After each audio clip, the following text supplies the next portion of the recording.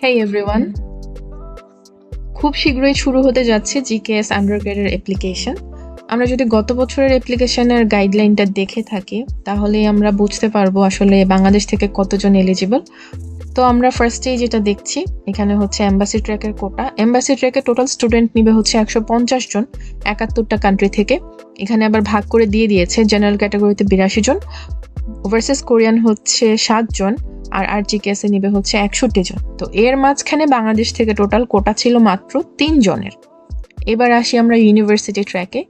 University ট্র্যাকে হচ্ছে দুটা ডিগ্রি এখানে অপশন আছে। একটা হচ্ছে অ্যাসোসিয়েট ডিগ্রি, যেটাকে হচ্ছে আসলে ডিপ্লোমা ক্যাটাগরিতে ফেলা হয়, আর আরেকটা হচ্ছে university industry cooperation UIC programme. এখানে হচ্ছে টোটাল 100 জন, আর হচ্ছে অ্যাসোসিয়েট ডিগ্রিতে হচ্ছে টোটাল 30 জন।